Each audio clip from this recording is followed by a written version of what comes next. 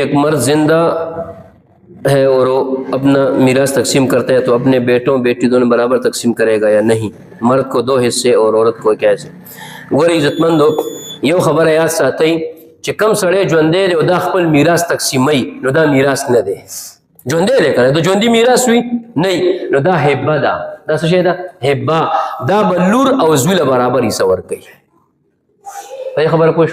او कदा वसीयतु की कि जमा द वफात न पस बदास्ता सुवी न बया द तقسیمول ضرورت نشته ده شریعت په خپل تقسیم کړي دی بیا خو په جون چې ور کوي او لور له نیمه ور کړه او زویل پورا ور کړه ظلم یو کړو قیامت پر ورځ الله ته پوس کوي په جون چې ور کوي پورا به ور کوي ها سم کې جی پورا به تقسیم ہے پورا کم او زیات نہیں हाँ मोरस जब अजान होती है और अजान में मोहम्मद सल्लल्लाहु अलैहि वसल्लम नाम जो बाज़ लोग नाखून चूमते हैं और कहते हैं इसमें अजर है ददी इस सबूत निश्चित है अजान के द इमाम अल-अंबिया सल्लल्लाहु अलैहि वसल्लम नु मुबारक राशिन खलक द नुकान खोले ददी से हैसियत निश्चित है बशरत के से ददी से अवस्था है आओ दरूद शरीफ बवे खामखा दरूद शरीफ तरे इमाम अल-अंबिया फरमाए दरूद शरीफ बवे जब इंसान नापाक हो और गसल में हो और नमाज का वक्त हो जाए तो क्या करें गसल बकई बे मुस्कई कमुस कजा की गसल बकई आओ बीमार दे या उबन निश्ते दे या तुम रेखनी दे दे ऐलान भी नो दे पता न बीमारी गमा या मड़के गमा नो ब्या दे तैमूम की मुजदिल की ब्या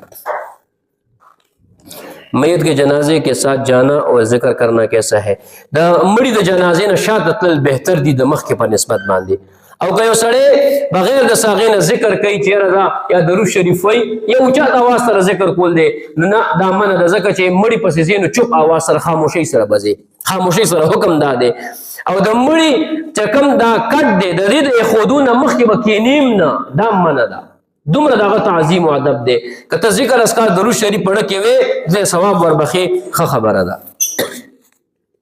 बहुत लोग जुम्मे की सुन्नतों को नहीं पढ़ते और कहते हैं कि हम घर में कर लेंगे नोखा खबर खुदा दा चे कच्चा कोर बीखी नजदी वी जर तलेशी नु सुन्नतुना द फर्ज न पस जर कोल पकार दी او کدا چا کور د سلری وی یا کور ته لاړ شنو بیا د سي او بچیو ماشومان حالات نه بیا د جمعات کیو کی سنتونو بیا د لاړ شنو خبره ده د زمانه کې جمعات کې کول بهتر دي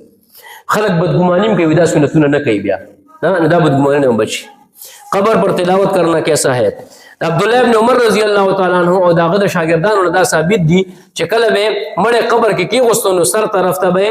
چې نو سوره بقره اوله ایتونه او د خپو طرف ته سوره بقره اخیری ایتونه دومره به ویل دینه سوا نور ثابت نشتا بعض لوگوں کو غسل کا طریقہ نہیں آتا آپ ذرا بتا دیں غسل طریقہ چې تاسو نه درځي خو تاسو به کار خراب کړی دی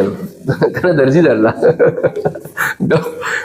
وصل خو ګوره 3 فرض دی پکې کنه خو لکه وبا چول غړغړې د احتیاط د پاره دی یو ځل فرض دی 3 ځل سنت دی پوزه کې وبا چول پوزه کې وبا بره بوتل احتیاط د پاره دی ګني پوزه تر خول او مازغه رسول دا نشته دی پکې خو پوزه کې یو ځل فرض 3 ځل سنت او په ټول بدن باندې چې د وختو مرزه هم اوش پاتې نشي دا 3 فرض دی چې ادا شو بس غسل شو او د سمو شو غسل مو شو الله دې عمل کول توفیق راکړي سنت کوي